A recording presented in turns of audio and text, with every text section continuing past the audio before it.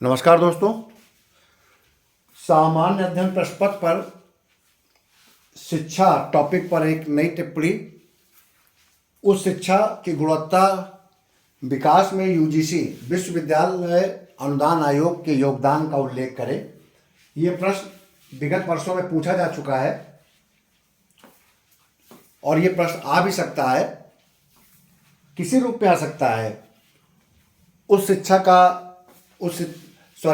विश्वविद्यालय अनुदान आयोग का उस शिक्षा में योगदान, उस शिक्षा की गुणवत्ता के विकास में यूजीसी की भूमिका, यूजीसी की स्थापना एवं यूजीसी के कार्य, किसी रूप में या उस शिक्षा के गुणवत्ता विकास में सरकार के द्वारा उठाए जा रहे कदम, चाहे वो यूजीसी बना कर प्रश्न पूछ ले या सरकार के द्वारा उठाए जा रहे कदमों के बारे में पूछ लें, कुछ भी प्रश्न बना के आ जाएगा, उत्तर आपको ऐसे लिखना है। ठीक है। अगर प्रश्न आता है कि सरकार के द्वारा उस शिक्षा की गुणवत्ता के विकास में क्या क्या कदम उठाए जा रहे हैं, या यूजीसी के द्वारा क्या योगदान है, या यूजीसी कौन कौन से कार्य करता है उस शिक्षा के लिए, तो इसी प्रकार के उत्तर को आपको लिखना होगा। इससे पहले मैंने यूजीसी पर एक टिप्पणी आपको मैंने यूजीसी के बारे में बता रखा है। एक आपका पूरा वीडियो है यूजीसी पर, उसी के साथ इसको भी आप मिलाकर पढ़िएगा, जिसमें मैंने स्थापना वगैरह बता रखा है कि 1956 में इसकी स्थापना हुई थी। भारत में उच्च शिक्षा की गुणवत्ता को सुनिश्चित करने और इसे वैश्विक मानकों तक पहुंचाने के लिए यूजीसी यूनिवर्सिटी ग्रांट कमीशन गठन किया गया। यूजीसी की स्थापना का उद्देश्य उच्च शिक्षा संस्थानों की निगरानी और मान्यता देना है, शिक्षा में गुणवत्ता का सुधार करना है, शोध व नवाचार इनोवेशन, रिसर्च एंड इनोवेशन को बढ़ावा देना है, promote to research and innovation, नई शिक्षा नीतियों को लागू करना है और शिक्षण एवं अनुसंधान हेतु वित्तीय सहायता प्रदान करना है। ये इसके उद्देश्य हैं।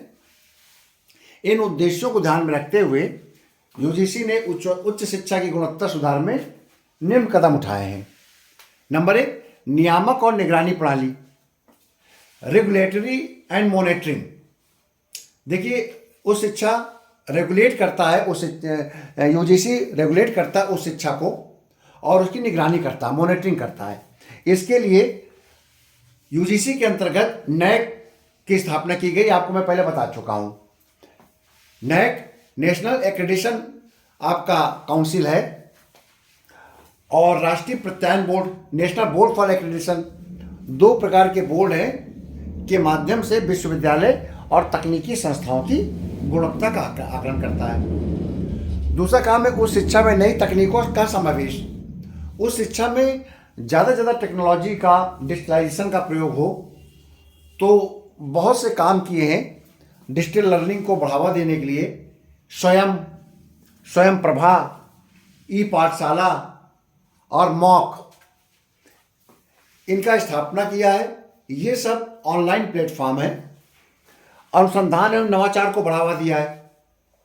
रिसर्च एंड इनोवेशन के लिए यूजीसी नेट की परीक्षा कराता है, यूजीसी जेआरएफ की परीक्षा कराता है, जिसके द्वारा रिसर्च को प्रमोट किया जाता है। राष्ट्रीय अनुसंधान कार्यक्रम तथा इंडस्ट्री के साथ साझेदारी कार्यक्रम चला रहा है। अपने स्कॉलर्स को विभिन्न इंडस्ट्री पे भेजकर ट्रेनिंग कराना, इंटर्नशिप कराना, उनके बारे में अधिक से अधिक जानकारी इकट्ठा करना, ये काम कर रहा है रिसर्च। राष्ट्रीय शिक्षा नीति 2020 का कार्यान्वयन, मैंने इसको केवल हेडिंग में इसलिए लिखा रखा है क्योंकि राष्ट्रीय शिक्षा नीति के बारे में मैंने आपको बहुत डिटेल में एक पूरा ऐसे लिखाया है।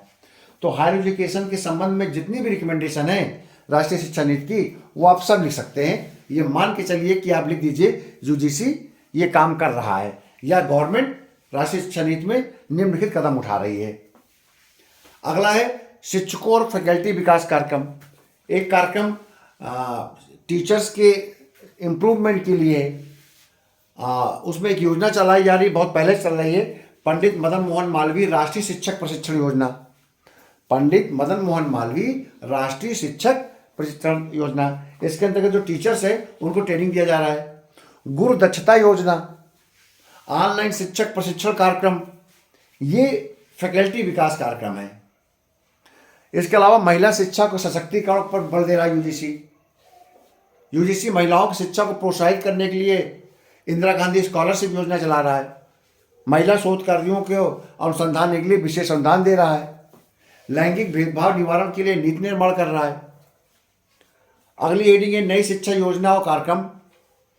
राष्ट्रीय उच्चतर शिक्षा अभियान, आपको मैं पहले बता चुका हूं। राष्ट्रीय डिजिटल लाइब्रेरी, डिजिटल यूनिवर्सिटी, इन्फ्लिपनेट, इनकी चर्चा मैं पहले कर चुका हूं।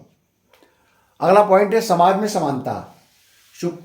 SC, ST, OBC, अनुसूचित जात, अनुसूचित जनजाति तथा अन्य पिछड़ा वर्ग एवं दिव्यांगजनों, अल्पसंख्यक छात्रों के लिए विशेष छात्रवृत्ति योजनाएं, जैसे राजीव गांधी फेलोशिप योजना, Indira Gandhi single girl child scholarship योजना गवर्नमेंट चला रही है यूजीसी के माध्यम से। इसके अलावा अन्य बहुत से कार्य हैं जिसको मैंने एक एक वर्ड में लिख दिया है।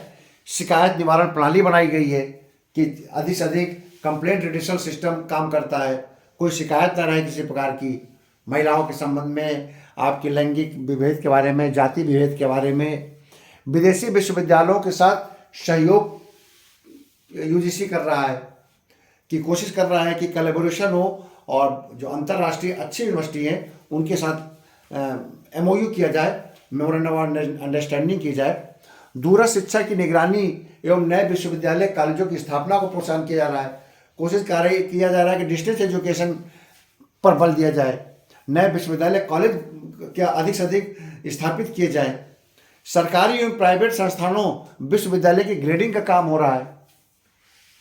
आप ह्यूमन रिसोर्स डेवलपमेंट यानी कि डायरेक्टरेट ऑफ, जो आपको डिपार्टमेंट ऑफ एजुकेशन है, हायर एजुकेशन है, वो विभिन्न संस्थाओं का ग्रेडिंग करता है, उनको मानक देता है। उनकी चाहे वो किसी भी स्ट्रीम के हों, साइंस स्ट्रीम के, इंजीनियरिंग स्ट्रीम के, मेडिकल स्ट्रीम के, लॉ स्ट्रीम के, उनके इंस्टीट्यूट को वो कैटेगरी वाइज ग्रेडिंग देता है, चाहे वो प्राइवेट और सरकारी हों, जिससे उनको प्रमोट किया जा सके अधिक से अधिक इंस्टीट्यूट को ग्रेडिंग करके।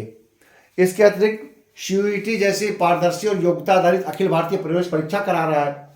पूरे देश में एक परीक्षा कराता है CUET। आपके कंबाइंड यूनिवर्सिटी इंट्रेंस टेस्ट होता है। UG और PG की एडमिशन के लिए ऑल इंडिया एग्जाम होता है। अब 10th और 12th की मेरिट के आधार पर मार्क्स वो एडमिशन नहीं मिलते हैं, बल्कि CUET का जो परीक्षा पास करता है उसके आधार पर। तो यह भी UGC का एक योगदान है। NTA उसका एग्जाम लेती है। विदेशी विश्वविद्यालयों के साथ संयुक्त डिग्री प्रोग्राम, यहाँ तक हमारे NEP लिखा हुआ है कि विदेशी विश्वविद्यालयों के साथ आप संयुक्त डिग्री, ज्वाइंट डिग्री प्रोग्राम चलाएंगे, दोनों मिलकर कोर्स चलाएंगे। भारत में विदेशी विश्वविद्यालयों के कैंपस स्थापित करने के अनुमति दिया है यूजीसी ने, कि चाहे तो विदेशी विश्वविद्यालय भारत में अपना कैंपस स्थापित कर सकते हैं, एडमिशन ले सकते हैं। इससे क्या होगा कि उस शिक्षा की गुणवत्ता में अधिक से अधिक प्रमोशन मिलेगा।